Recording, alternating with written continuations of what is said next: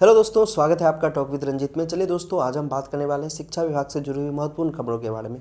दोस्तों, आज कैबिनेट की बैठक थी और जिसमें आज ये जो है कि दोस्तों कब है 19 दिसंबर को क्या हुआ है दोस्तों, बहुत सारे मुद्दे पर जो है कि मुहर लग चुकी है, यानी कि स्वीकृति मिल चुकी है।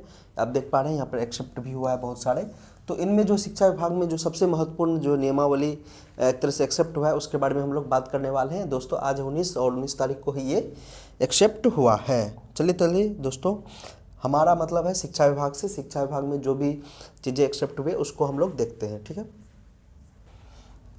तो दोस्तों आप यहाँ पर क्या देख पा रहे हैं, शिक्षा विभाग में क्या हुई है, स्वीकृति हुई है और ये 43 नंबर पे है। इसमें क्या दोस्तों स्वीकृति हुई है, यहाँ पर देख पा रहे हैं, बिहार विद्यालय विशिष्ट शिक्षक संशोधित नियमावली। विशिष्ट शिक्षक संशोधित नियमावली कहने का मतलब ये है कि वैसे नियोजित शिक्षक जो एग्जाम देंगे बाद में जाके क्या बनेंगे दोस्तों, विशिष्ट शिक्षक बनेंगे। नियमावली जो उनके लिए आई थी उसको क्या की गई है इसमें दोस्तों, संशोधन की गई है। संशोधन करके क्या है, 2024 की स्वीकृति के संबंध में, यानी कि एक्सेप्ट के संबंध में, और इसके क्या है दोस्तों, स्वीकृत की जा चुकी है। स्वीकृत दोस्तों की जा चुकी है, तो क्या स्वीकृत हुई है उस नियमों को हम लोग एक एक करके देखेंगे, ठीक है दोस्तों। तो हम लोग चलते हैं उस नियमावली को भी देखते हैं, क्या नियमावली आई थी और इसमें क्या सब चीज़ें हैं।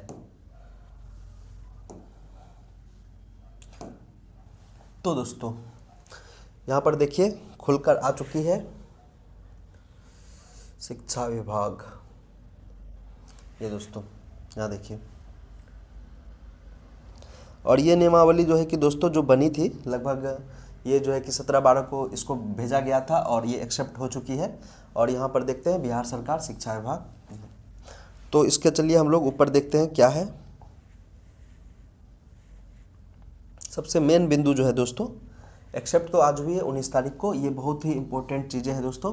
क्या है, बिहार विद्यालय विशिष्ट शिक्षक संशोधित नियमावली।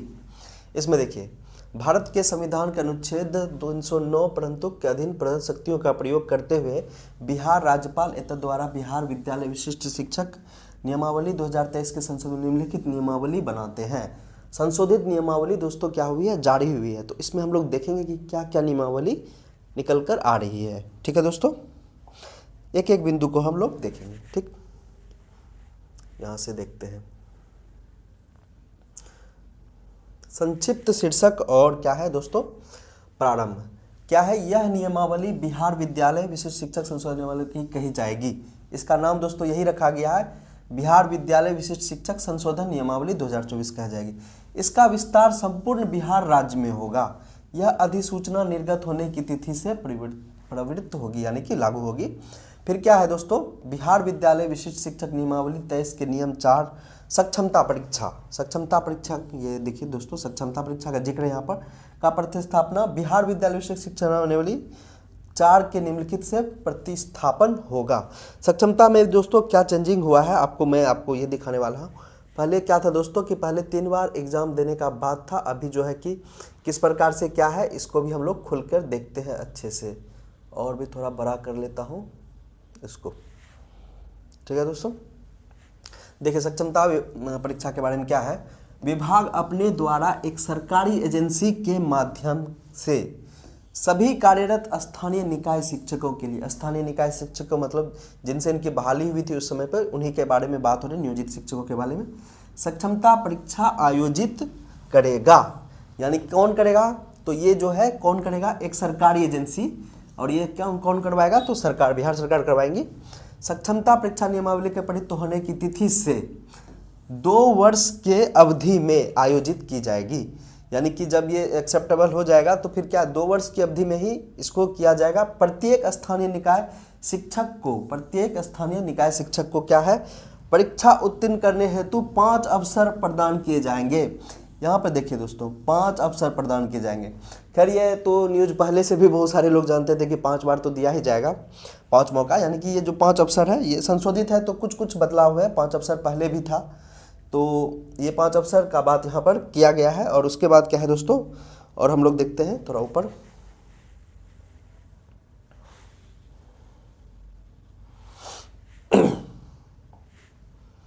स्थानीय निकाय शिक्षकों का सक्षमता परीक्षा उत्तीर्ण एवं प्रस्तुत शैक्षणिक प्रमाण पत्रों का मिलान संबंधित जिला शिक्षा पदाधिकारी द्वारा औपबंधिक नियुक्ति पत्र निर्गत किया जाएगा। देखिए अगर यहाँ पर क्या है उत्तीर्ण, जब ये सक्षमता नियोजित शिक्षक जो है कि क्या होंगे, उत्तीर्ण हो जाएंगे, उसके बाद जो है कि दोस्तों क्या किया जाएगा, उनको औपबंधिक नियुक्ति पत्र निर्गत किया जाएगा। औपबंधिक प्रोविजनल नियुक्ति पत्र निर्गत किया जाएगा। तदुपरांत उन्हें उनके पूर्व पदस्थापन के विद्यालय में ही विशिष्ट शिक्षक के रूप में जो है कि क्या है दोस्तों, वो जो है रहेंगे अपने ही पूर्व पदस्थापित विद्यालय में ही। देखिए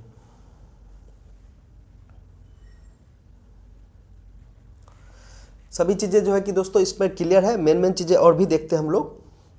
चलिए नीचे देखते हैं, जो भी मेन चीज़ें रहेगी उनके बारे में मैं चर्चा करूंगा। इसमें क्या है दोस्तों, यहाँ पर एक और चीज़ है, देखिए विशिष्ट शिक्षकों के आश्रितों की अनुकंपा के आधार पर नियुक्ति विभाग की प्रचालित नीति एवं निर्धारण पात्रता के अनुसार की जाएगी।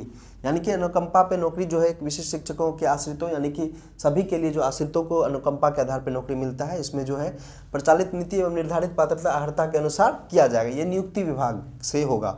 ठीक है दोस्तों। बिहार विद्यालय विशिष्ट शिक्षा नियमावली के 10 स्थानांतरण के निम्नलिखित में पदस्थापन होगा। दोस्तों स्थानांतरण सबसे महत्वपूर्ण मुद्दा है दोस्तों, अभी भी बना हुआ है, चाहे वो बीपीएससी वाले हो या फिर जो है कि पुराने हो, सभी स्थानांतरण को लेकर चिंतित रहते हैं। तो स्थानांतरण में बहुत सारे नियम बनाए गए हैं। क्या है दोस्तों, देखिए विशिष्ट शिक्षक राज्य के अंतर्गत स्थानांतरणीय होगा। स्थानांतरित विद्यालय में विशिष्ट शिक्षकों का योगदान करना अनिवार्य होगा। इस हेतु विभाग द्वारा अलग से क्या है, स्थानांतरण नीति लाई जाएगी, निर्धारित की जाएगी। अभी तो फिलहाल शिक्षा मंत्री के द्वारा यही कहा गया था कि जब तक 5 सक्षमता एग्जाम नहीं हो जाते हैं तब तक ये पूर्व विद्यालय में ही पदस्थापित होंगे। उसके बाद क्या है दोस्तों, इनका जो है कि एक स्थापना नीति लाया जाएगा। उससे सभी शिक्षकों का, चाहे बीपीएससी हो या फिर नियम पहले से नियमित हो या फिर नियोजित हो, सभी का जो है, इस नियोजित का नहीं, नियोजित पास होकर जो विशिष्ट शिक्षक बनेंगे उनका बारे में बात कर रहा हूँ। तो फिर उनका भी एक ही साथ जो है कि क्या किया जाएगा, ट्रांसफ़र किया जाएगा। अभी फिलहाल विशिष्ट रोग से जो पीड़ित है उनका ट्रांसफ़र किया जाएगा, ऐसा पहले कहा गया है। अभी पता नहीं क्या होने वाला है, इतना डिटेल से अभी खुलकर न्यूज़ नहीं आए, बस क्या है अप्लाई हुआ है। ठीक है दोस्तों। ये तो फिर इसके कौन सा विभाग का कौन सदस्य होंगे, ये चीज़ें हैं दोस्तों, ये इम्पोर्टेंट नहीं है। चलिए और भी देखते हैं इम्पोर्टेंट चीज़ें।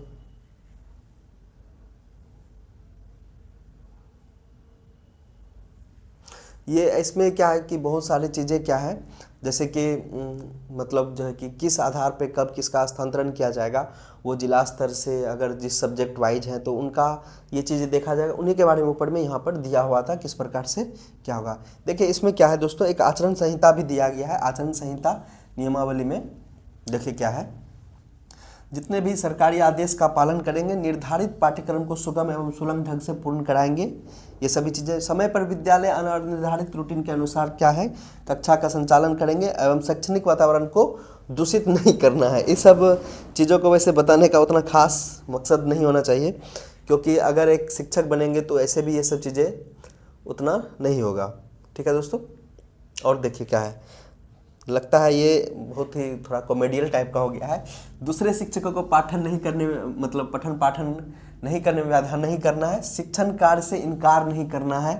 महिला शिक्षक और शिक्षिका छात्राओं के साथ अमर्यादित व्यवहार नहीं करना है। देखिए महिला शिक्षिका और या छात्राओं के साथ अमर्यादित व्यवहार नहीं करना है। किसी दल विशेष के पक्ष में राजनीति या फिर क्या है संलिप्तता नहीं होना है, यानी कि आपको एक अपना इमेज वैसा नहीं बनाना है कि जो है कि आप एक किसी विशेष राजनीतिक दल के आप क्या है कार्यकर्ता के रूप में बन जाए। इन सब चीज़ों को नहीं करना है। किसी दल विशेष के पक्ष में मतलब आपको हमेशा उनका बड़ाई या किसी का नुकसान, किसी का मतलब बुराई, ये सब नहीं करना है। इससे थोड़ा दूर रहना है। फिर क्या है, निजी ट्यूशन कोचिंग एवं अन्य व्यावसायिक संस्थाओं में संलिप्त नहीं होना है। फिर क्या है, बाल अधिकार, निजी ट्यूशन नहीं पढ़ाना है, ठीक है बच्चा को। फिर क्या है, बाल अधिकारों को संरक्षण सुनिश्चित करते हुए बच्चों को मानसिक एवं शारीरिक रूप से प्रताड़ित नहीं करना है। ये सभी चीज़ें भी बतानी पड़ती है दोस्तों। ये खैर नियमावली है, तो खैर नियमावली सभी के लिए अच्छे से बनाया गया है इसमें। फिर यहाँ पर देखिए क्या है, किसी प्रकार का नशा का सेवन नहीं करना है। ये दोस्तों मैं आज की ही एक घटना बता रहा हूँ। एक स्कूल में डीपीएम या कुछ करके नाम से अधिकारी गए थे वो जांच करने के लिए। वो न्यूज शायद भागलपुर का है कि कहाँ का है, कहलगांव का है।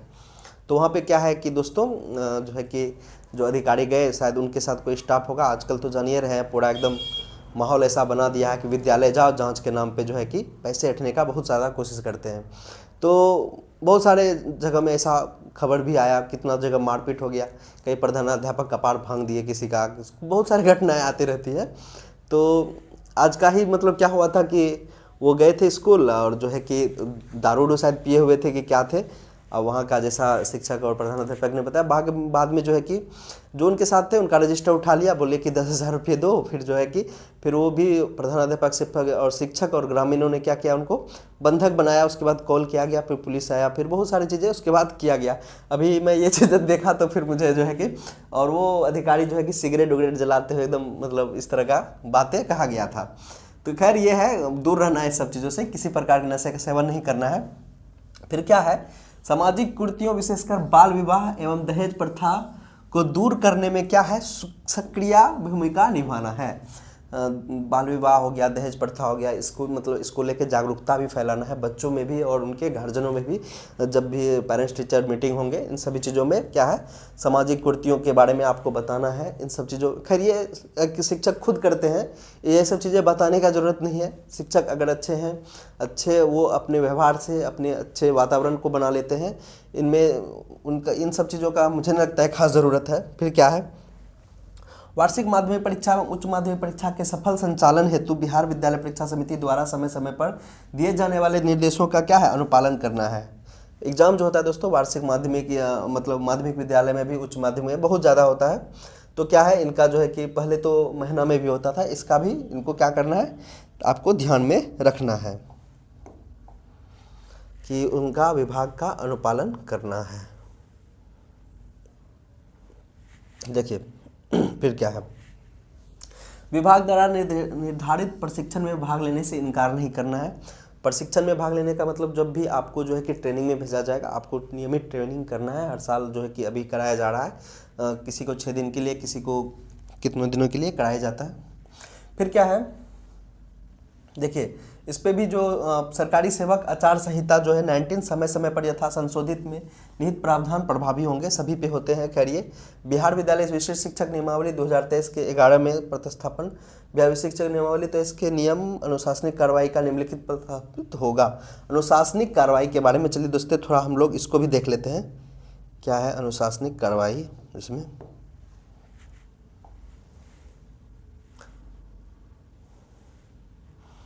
अनुशासनिक कार्रवाई,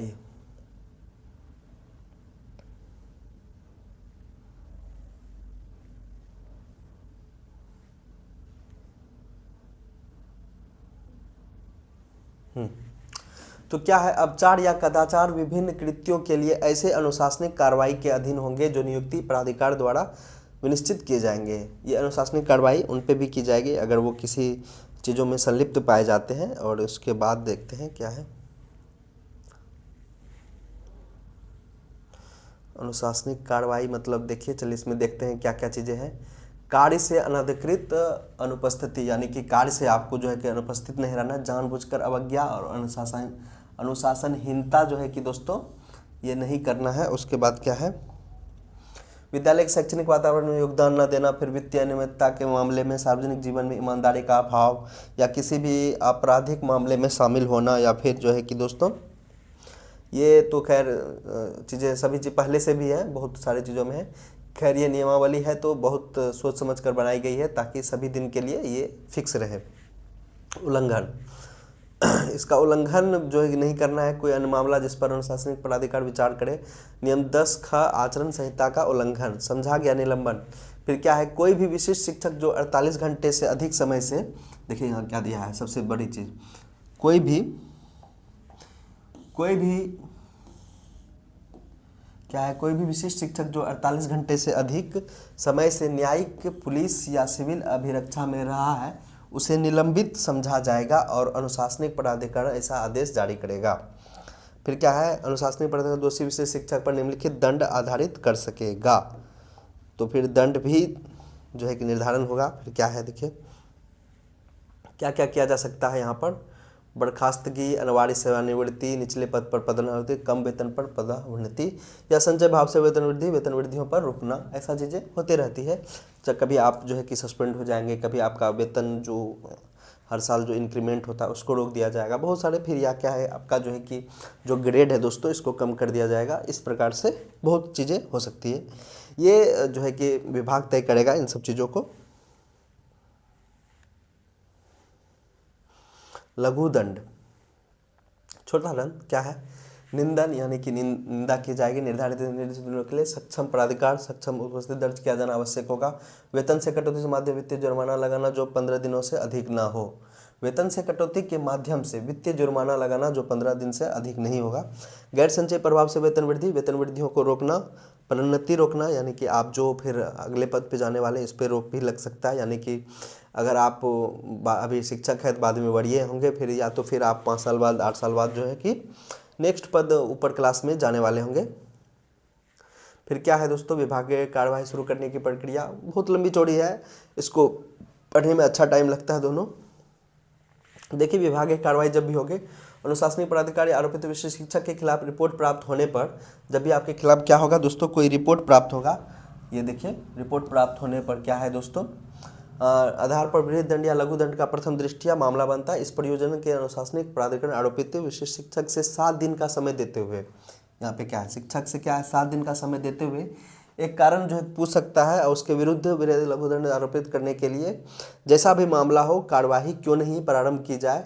इसमें पूछा जाएगा क्यों ना आप पे अनुशासनिक कार्रवाई किया जाए। फिर उत्तर प्राप्त होने के बाद फिर क्या है दोस्तों, उत्तर प्राप्त होने के बाद क्या किया जाएगा,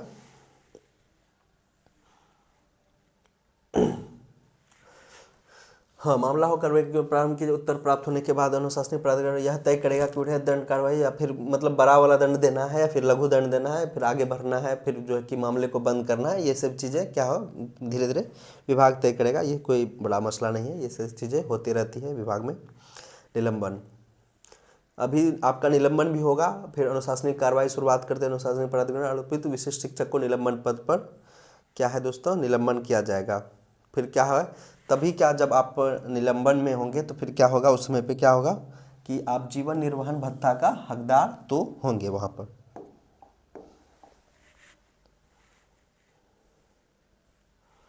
वृहद दंड आरोप प्रक्रिया, जब भी अनुशासनिक प्राधिकरण से पास विश्वास करने का आधार हो कि विशिष्ट शिक्षक ने इस नियमावली में किसी भी नियम के विरुद्ध कोई कार्य किया था, नियमानुसार कार्य नहीं किया है, तो प्रखंड शिक्षा पदाधिकारी ने, यानी कि जो बीओ बोलते हैं, ब्लॉक एजुकेशन ऑफिसर जो होते हैं, फिर यह अन्य पदाधिकारी कर्मी से दस्तावेजों और अन्य साक्ष्यों के एक मसौदा आरोप पत्र प्रस्तुत करने के लिए कहेगा। उसके बाद अनुशासनिक कार्यपालिका जांच पदाधिकारी नियुक्त करेगा। उसके बाद क्या है, जो अनुशासनिक कार्यवाही का संचालन करेगा, जांच पदाधिकारी नैसर्गिक न्याय के सिद्धांतों का पालन करेगा और आरोपित विशिष्ट शिक्षक को अपना मामला प्रस्तुत करने के लिए पर्याप्त अवसर प्रदान करेगा। बहुत बार आपको पर्याप्त अवसर मिलेंगे अपने आप बेगुनाही साबित करने के लिए। फिर जांच पदाधिकारी ऐसे कागजात दस्तावेज का उपलब्ध कराएगा जो कार्यालय के पास उपलब्ध हो। फिर जांच पदाधिकारी क्या करेगा, विभाग कार्रवाई के 2 महीने के अंदर पूरी कर लेगा। उसके बाद आरोपित विशिष्ट 2 तिथियों पर जांच पदाधिकारी के समक्ष क्या करना पड़ेगा, उपस्थित होना पड़ेगा। तो जांच पदाधिकारी उपलब्ध दस्तावेजों के आधार पर एक पक्षीय प्रतिवेदन समर्पित करने के लिए सक्षम होगा। उसे आगे की कार्रवाई के लिए उस अनुशासनिक प्राधिकरण को भेजेगा। फिर आगे जब भेजेगा दोस्तों, फिर क्या होगा, आगे जब भेजेगा जांच पदाधिकारी समक्ष विभाग के मामले को प्रस्तुत करने के लिए एक प्रस्तुतकर्ता पदाधिकारी भी नियुक्त करेगा। ऐसे प्रस्तुतकर्ता, ये बहुत सारा लंबा, अगर आप किसी मामले में सस्पेंड होंगे तो फिर ये इस प्रकार का क्या है, ये प्रोसेस है, इस प्रकार से चलेगा। वीडियो दोस्तों लंबा बन जाएगा, ज़्यादा फिर जो है कि नहीं है। फिर ये देखिए, काम नहीं, वेतन नहीं, जहाँ जिले किसी पदाधिकारी प्राधिकरण प्रशासनिक विभाग द्वारा निरीक्षण करने पर, यहाँ पर देखिए क्या देखिए, सबसे मेन चीज, प्रशासनिक या प्राधिकारी या प्रशासनिक विभाग द्वारा निरीक्षण करने पर विद्यालय का कोई भी विशिष्ट शिक्षक या कर्मचारी उचित अनुमोदित के बिना अनुपस्थित पाया जाता है तो जिला शिक्षा पदाधिकारी इसके लिए सक्षम होगा कि वह अनुपस्थित शिक्षक के वेतन को तुरंत रोक दे। इसके बाद 7 दिनों का समय देकर अनुपस्थित शिक्षक से कारण बताओ पूछा जाएगा और यदि उत्तर संतोषजनक नहीं होता है तो अनुपस्थिति की अवधि के लिए अनुपस्थित शिक्षक के वेतन की कटौती किया जाएगा। तो अगर ऐसी चीज़ें बहुत बार होती है दोस्तों कि इमरजेंसी हो गया या बहुत कुछ ऐसा कभी कभी घटना घट जाता है, तो अगर अनुपस्थित होते हैं तो ऐसा नियम होता है, या कोई कोई जानबूझकर भी होते हैं तो भी उस पर ये नियम लागू होगा। उसमें क्या है कि आपको समय दिया जाएगा 7 दिन का, फिर जो है कि आपसे एक नोटिस पूछा जाएगा, फिर अगर संतोषजनक जवाब नहीं होगा तो फिर आप पे क्या होगा दोस्तों, कार्रवाई होगा, वो भी इसका वेतन कटौती का।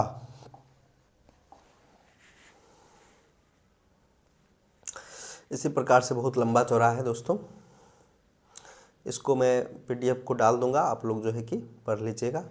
और यहाँ पर जो है कि बिहार राज्यपाल के आदेश से डॉक्टर एस सिद्धार्थ, ये डॉक्टर एस सिद्धार्थ कौन है दोस्तों, अपर मुख्य सचिव। कौन है, अपर मुख्य सचिव है शिक्षा विभाग के, समझ गए दोस्तों।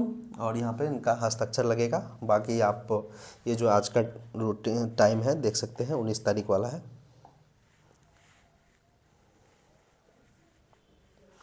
तो दोस्तों आप विशिष्ट शिक्षक नियमावली को आप सीधे सीधे तौर पे जान लीजिए। एक नियम है जो कि आपको मतलब विशिष्ट शिक्षक जो भी बनेंगे आपको जो है कि ऐसे तो नियोजित शिक्षक को 5 मौका दिया जाएगा, फिर जब वो विशिष्ट शिक्षक बन जाएंगे तो उन पे ये नियमावली लागू होगा दोस्तों। ठीक है दोस्तों, विशिष्ट शिक्षक बनने के लिए आपको पता ही है कि एग्ज़ाम देना पड़ेगा, वो भी ऑनलाइन एग्ज़ाम होता है जो कि बिहार सरकार एक सरकारी एजेंसी से करवाती है। और उसके बाद जो है कि आप विशिष्ट शिक्षक बनते हैं, फिर जो है कि आप पे ये सारे नियम लागू होते हैं। उसी तरह नियमित जो पहले से शिक्षक हैं फिर या फिर बीपीएससी से जो बहाल हो गया है, सभी के लिए अलग संशोधित नियमावली है। तो फिर देखते हैं दोस्तों, नेक्स्ट वीडियो में मिलते हैं इसी तरह की जानकारी के साथ। धन्यवाद।